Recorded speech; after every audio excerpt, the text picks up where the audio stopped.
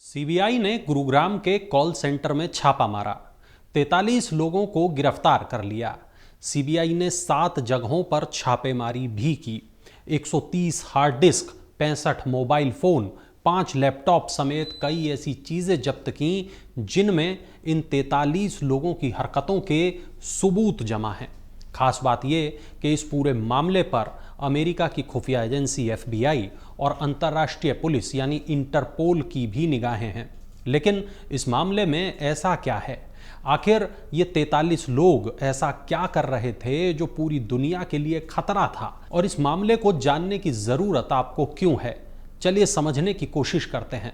नमस्कार, मैं वरुण कुमार और आप देख रहे हैं धन दना दन। खबर के मुताबिक इन लोगों पर आरोप है कि ये विदेश में ठगी की घटनाओं को अंजाम देते हैं। जो पैसा ठगी करके जमा करते हैं उसे हांगकांग भेज देते हैं। लेकिन गुरुग्राम में चलने वाला एक कॉल सेंटर विदेशों में ठगी को कैसे अंजाम दे रहा था? ये जो 43 लोग गिरफ्तार किए गए हैं, क्या इन लोगों को पता था कि ये क्या कर रहे हैं? क्या ये वाकई कोई कॉल सेंटर था? दरअसल होता कुछ यूं है कि भारत में हजारों की संख्या में चलते हैं कॉल सेंटर। इनमें से अधिकतर कॉल सेंटर असली हैं और ये किसी न किसी कंपनी के लिए काम करते हैं। लेकिन कुछ कॉल सेंटर ऐसे हैं जो विदेशों में रहने वाले लोगों को बेवकूफ़ बनाकर उनका पैसा ठगते हैं। खासतौर पर अमेरिका में रहने वाले लोगों को ठगा जाता है। हजारों की संख्या में अमेरिकी एजेंसियों के पास इस तरह की शिकायतें आती हैं। इसके बाद वहाँ की एजेंसियाँ भारतीय एजेंसियों से संपर्क करती हैं, फिर पुलिस एक्शन में आती है और ऐसे कॉल सेंटरों पर छापेमारी की कार्रवाई की जाती है। केवल दिल्ली एनसीआर में ही हर साल ऐसे कई फर्जी कॉल सेंटरों पर कार्रवाई की जाती है। तमाम कोशिशों के बाद भी इन फेक कॉल सेंटर्स को पूरी तरह खत्म नहीं किया जा पाता है। हालांकि ऐसा नहीं है कि केवल विदेशियों को ही ठगा जाता है, ये लोग भारतीयों को भी बेवकूफ़ बनाकर ठगी करते हैं। दरअसल इन फर्जी कॉल सेंटर्स के पीछे का मकसद होता है आसान पैसा। भारत में बने कॉल सेंटर्स से अमेरिकी निवासियों को फ़ोन जाते हैं। ये कहा जाता है कि आपका सोशल सिक्योरिटी नंबर बंद होने वाला है, आपका क्रेडिट कार्ड ब्लॉक होने वाला है, आपका इंश्योरेंस खत्म होने वाला है, आपका कंप्यूटर खतरे में है, वायरस आ सकता है। बचना है तो कुछ जानकारियां दीजिए, पिन बताइए, ओटीपी बताइए। अक्सर लोग इस तरह के फर्जीवाड़े में फंस जाते हैं और अपनी मेहनत की कमाई को लुटा बैठते हैं। एक के बाद एक घटनाएं होती रहती हैं। कई मामलों में ये विदेशी पीड़ित पुलिस के पास जाते नहीं, लेकिन कई बार ये पुलिस के पास जाते हैं, शिकायत करते हैं और फिर बड़ी एजेंसियां इसमें इन्वॉल्व होती हैं। तब जाकर भारत में ऐसी कार्रवाई को अंजाम दिया जाता है। लेकिन ऐसा नहीं है कि भारत में रहने वाले लोग सुरक्षित हैं। इन शातिरों की निगाहें हमेशा आपकी जेब पर, आपके पैसों पर होती हैं।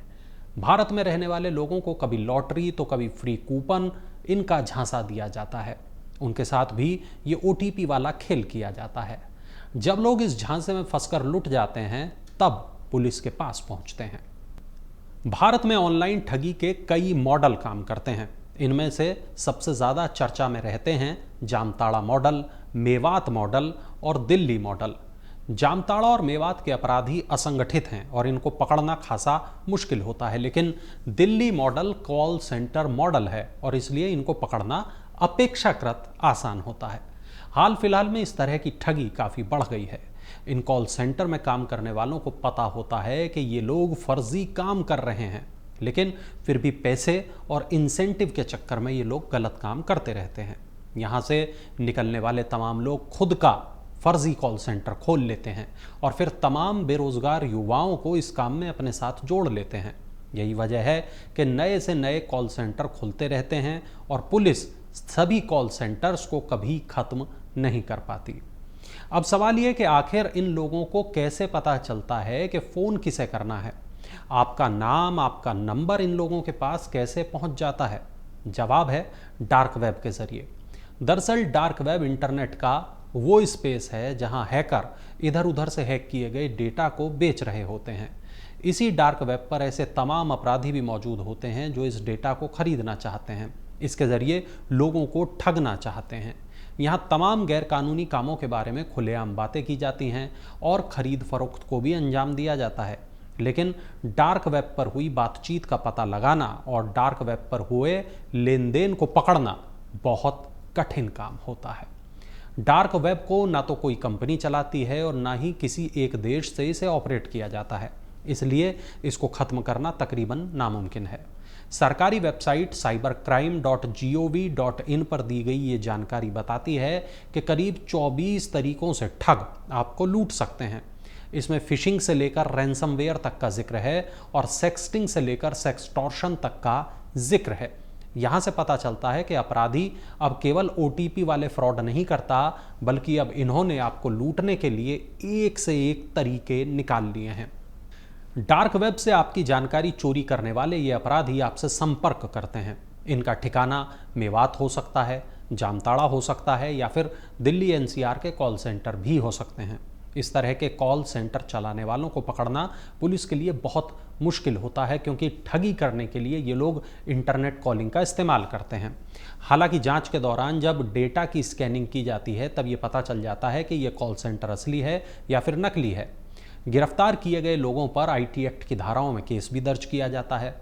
NCRB की रिपोर्ट बताती है कि 2018 में साइबर अपराधों के 27,248 मामले सामने आए थे। 2019 में इनकी संख्या 44,735 हो गई और 2020 में 50,035, यानी साल दर साल साइबर अपराध बढ़ रहे हैं। और अब यही वजह है कि राज्य सरकारें साइबर अपराधों को रोकने के लिए साइबर सेल, साइबर थाने बना रही है। केंद्र सरकार तमाम एक्शन ले रही है, कंसल्टेंट्स की सेवाएं ली जा रही हैं। अब देखना यह होगा कि साइबर ठगी की घटनाओं पर कितनी लगाम लग पाएगी।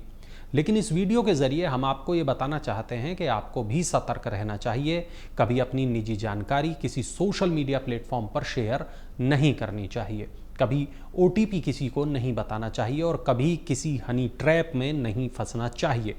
जब आपके पास ऐसा कोई फ़ोन आए जिसमें कहा जाए कि आपकी लॉटरी लगी है या फिर आपको फ्री कूपन दिए जा रहे हैं, फ्री सर्विस दी जा रही है, नौकरी के फ़ोन, लोन के फ़ोन जब आएँ तो थोड़ा सोचिए कि कहीं आपने कोई लॉटरी खरीदी ही नहीं तो ये फ्री लॉटरी मिल कैसे रही है।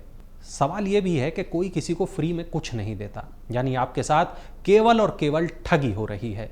KYC से लेकर KBC तक के नाम पर हो रही इस ठगी से केवल आपको सावधानी ही बचा सकती है।